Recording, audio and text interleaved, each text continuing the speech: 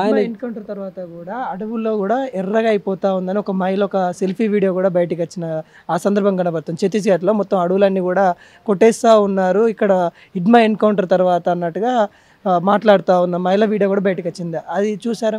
ఈ చూసాం. ఈ ఈ ఎరుపు కోరుకోలే, ఆ ఎరుపు విధ్వంసంగా మైనింగ్ సాగుతుంది అక్కడ. అంటే నంబాల కేశవరావు ఆ పార్టీ ప్రధాన కార్యదర్శిని చంపినప్పుడు 2300 హెక్టార్ల భూమిని ఆదాని అంబానికి కట్టబెట్టిండ్రు గడ్చిరోలి అడవిలో. ఈయన హిడ్మా చనిపోయిన తర్వాత లాయడ్ కంపెనీ మరుసటి రోజే రంగంలోకి దిగి లక్షలాది చెట్లను నరికివేసి మైనింగ్ కార్యక్రమాలు చేపడుతుంటే ఆ భూమి అంతా ఆ రకంగా రెడ్ సాయిల్, అది ఎర్రగా కనపడుతుంది.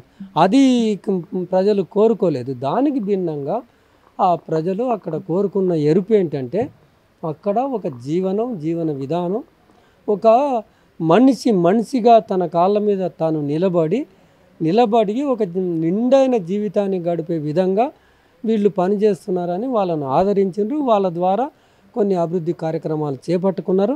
ఆ ఎర్ర జీవితాన్ని, భూమిని పంచుకున్నారు, చెరువులు కట్టుకున్నారు, వాళ్ళ ఆధ్వర్యంలో పంట ఎట్లా చేయాలో నేర్చుకున్నారు, కూరగాయలు ఎట్లా పండించాలో నేర్చుకున్నారు, కడుపుకి ఇంత నిండుగా తినే ఒక జీవితాన్ని చేసుకున్నారు. కనుక ఈ ఎరుపైన జీవితాన్ని కావాలనుకున్నారు. దానికి భిన్నంగా విధ్వంసకరమైన ఇవాళ చర్యలు ఛత్తీస్గఢ్లో జరుగుతున్నాయి. మొత్తం భారత సమాజం అంతా చూస్తున్నారు. ఆ విధ్వంసకరమైన చర్యలు ఏవైతే ఉన్నాయో వాటికి వ్యతిరేకంగా ప్రజలు పోరాటానికి సిద్ధమవుతున్నారు.